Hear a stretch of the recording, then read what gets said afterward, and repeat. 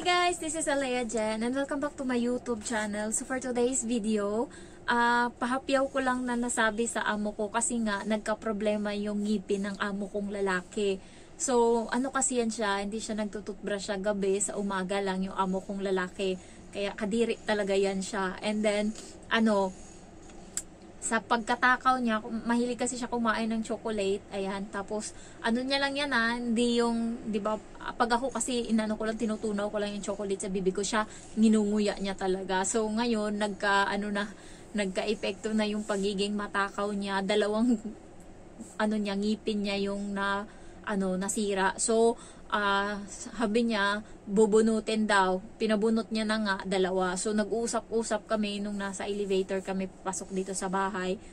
Sabi ko, mahal ba magpabunot dito? Kasi nga, napag-usapan, sabi nila, may sira kasi akong ngipin. Sabi ng amo kong lalaki sa akin, nag-usap kami. Ang mahal ng bayad, sabi niya ganun. Sabi ko, mahal ba dito? Sabi niya, oo, 900 ang isang ngipin. Sabi niya ganun, pabunot daw 900 isang ngipin. Sabi ko, kaya tinitiis ko na lang yung ngipin ko eh. Sabi ko ganun, antayin ko na lang umuwi ako ng Pilipinas, tsaka ako to ipaayos. Sabi ko ganun. Sabi ng amo kong babae, may sira kang ngipin? Masakit yan. Sabi niya ganun, buti natitiis mo. Sabi niya, pwede mo naman yang ipabunot, may insurance ka naman. Sabi niya ganun sa akin. Sabi ko, pag may insurance ba ako, zero balance siya? Sabi ko ganun, zero balance, wala akong babayaran. Sabi ko ganun sa kanya. Sabi niya, meron pa din, pero konti na, titignan ko. Sabi niya gano'n, titignan ko yung insurance mo, nakalimutan ko na kasi, titignan ko uli. So, pagka nagsabi yung amo ko na titignan ko, ginagawa niya yan. Kunwari lang, parang sa isip-isip, or sa ng iba is nakakalimutan ng amo kong babae. Pero lahat ng sinasabi niya is tinutotoo niya yan. Pag sinabi niyang titignan niya talaga. Abutin lang ng ilang araw kasi makakalimutan niya. Pero aasikasuhin niya yan. So, kaya may tiwala ako sa kanya. Ano lang naman tong ngipin ko, sinira siya ng medical.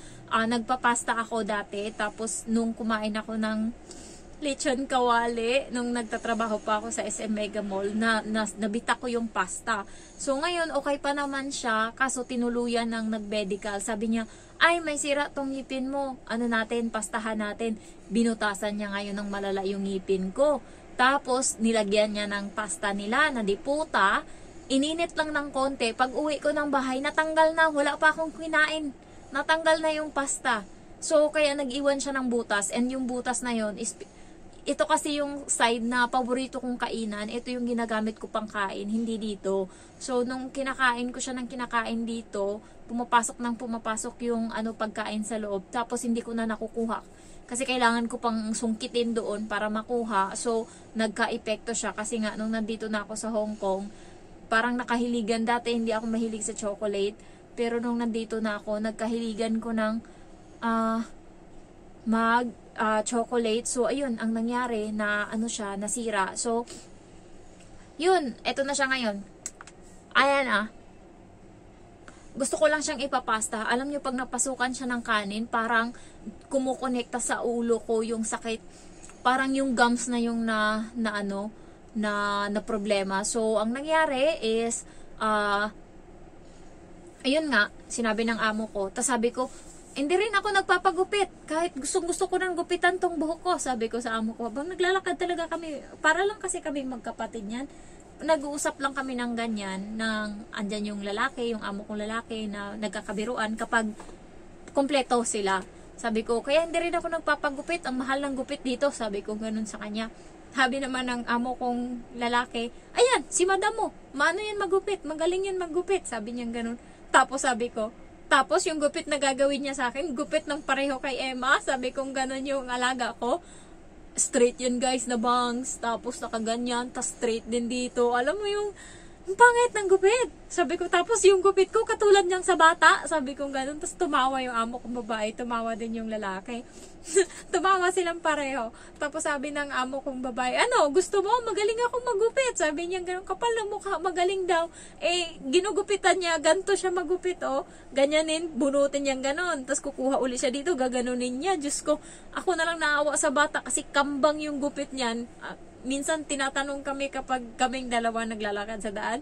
Tapos Pilipino, o kaya Pilipino mostly na nagtatanong, mga lalaki, mga driver, ganyan, sasabihin, buhay pa ba yung nagupit yan sa alaga mo? O kaya sabihin nila, sinong nagupit ng ano mo, buhok mo? Tinatanong nila yung bata. May mami, sabi din ng bata. So, ang pangit guys, nagupit niya. Tapos, sabi ng amo kong babae, oh, magaling naman ako magupit. Gusto mo gupitan kita? Sabi ko, wag na, salamat na lang. Sabi ko, no, thank you. Sabi ko, wag na, salamat na lang. Sabi ko, gano'n. Tapos tumawa yung amo kong babae ng malakas. Tawa siya ng tawa. Tayin ko na lang umuwi akong Pilipinas. Sabi kong gano'n sa kanya. Tawa sila ng tawa. So, ayun nga, manapan na ng way tong ngipin ko. Gusto ko lang ipapasta kasi ayoko pang masira yung ngipin ka. And by the way guys, meron kaming kapatid, hindi kapatid, inaanak siya, yung anak niya is inaanak ko. So, ano na siya ngayon, 40 years old, nabuntis siya. And then, kaano ng ate ko, manganganak na siya, pero ayun nga, patay yung bata. Ang ano naman, yung sa ate ko, buhay yung bata, patay yung ate ko. Ang anak naman niya yung namatay, lalaki yun guys. Kakabalita lang ng ate ko sa akin, lalaki yung bata namatay, and dalawang anak niya is babae, tas ngayon lalaki yung last patay. Kaya kayo guys na yung bunso nyo is 10 years old na, or matanda na, 8, 9, 10, 11, 12 na yung bunso nyo, gusto nyo pa mag-anak uli, wag nyo nang pangarapin. Wag nyo na. Sa totoo lang, tatlo na yung nakita ko na nagbuntis na malaki, matanda na yung bunso, na may nangyayari talaga. Either yung nanay yung mamatay, yung bata yung mamatay. So, may isa ako, best friend ko, yung mama niya, nabuntis, yung bunso is 12 years old na. Classmate ng kapatid ko. Tapos ako is, second year, magti-third year. Nabuntis siya. Ang nangyari, yung lumabas na bata is yung mongoloid. Alam niyo yung special child, yung hindi marunong, yung kapareho sila lahat ng mukha. Hindi ko lang ma-explain. Basta, yung special child sila na, yung hindi yung autism, ganon. Pero mas malala yun kasi hindi nagsasalita, tapos nananakit. Ayan, ganon yung naging, anak niya. Naging, niya rin yun, pasanin niya rin yun kasi nga may sakit sa puso. Hindi rin siya nabuhay. Yung ganong bata is hindi nagtatagal. Swerte na kapag umabot sila ng 10 years old. So, namatay din siya. Ayan. Kaya, kayo na may edad na, yung 40 years old na, tapos, yung bunso na anak is mga 10 years old na. Huwag na kayong maghanap pa ng anak. Totoo lang.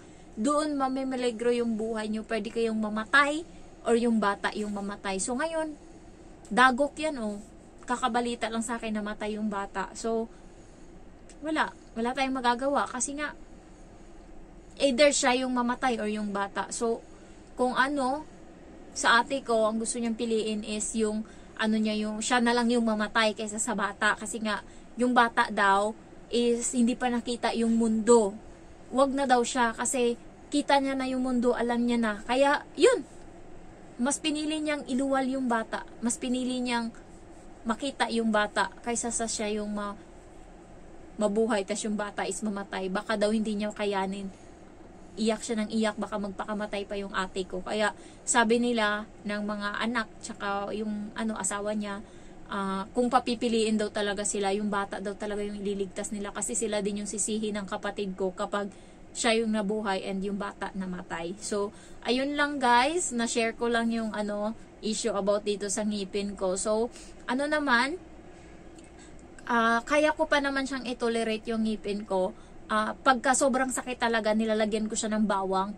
Bawang guys, kapag masakit yung ngipin nyo, lagyan nyo yung pinakabutas sa loob. Para siyang para siyang hinihigop niya sa loob. May siya. Tapos makakatulog ka na. Kasi nagising ako isang beses na sobrang sakit, parang minamaso yung ngipin, yung yung gums ko. Tapos umipintig yung utak ko. Alam niyo, kapag masakit pala yung ngipin, ganun pala yung nangyayari. Kaya ginawa ko, hindi ako makakuha ng bawang sa kusina. Ginawa ko yung toothpaste, nilagyan ko. Ayun, kumalma ng konti kasi may stock ako ng toothpaste dito sa loob. Tapos kinabukasan, ayun, nilagyan ko ng bawang. Tapos, hindi na ako kumakain dito sa ngipin ko na may butas. Dito na ako sa kabila. Pero dito naman may problema siya kasi yung wisdom tooth ko is nakaganon. Ito yung natural na ngipin. Ito yung wisdom tooth. So kapag sobrang yung matitigas yung kinakain ko, yung mga baboy, ganyan, na kailangan ko magpwersa, tapos doon na pupunta, sumasakit yung ngipin ko. Kaya gusto ko talagang kumain dito. Kaya gusto ko itong ipagamot. Meron na bang nagpabunot sa inyo dyan ng ngipin? Okay pa ba kumain kapag may ngipin na nawala? Hindi ko alam eh. Yan yung kinakatakutan ko. Baka hindi ko na ma-enjoy yung kinakain ko kapag natanggal na itong ngipin ko ba? Pag hindi na nila, baka papiliin ako kung pasta or bunot. Kasi pag pasta, baka matanggal din and then balik na naman sa dati. Kaya baka papiliin ako. Kung bunot ba, kapag wala bang ngipin, okay pa din ba kumain? Ayan. Ito yung matatanggal eh. Ayan, ito. Ayan, okay pa ba? So, baka meron sa inyo dyan na nabunutan na. And kung okay pa ba kumain, you can comment down below para may idea ako. Baka kasi papiliin ako. And, ayun, para may choices ako kung sakali. Ayan, thank you for watching guys and I love you all. Bye-bye.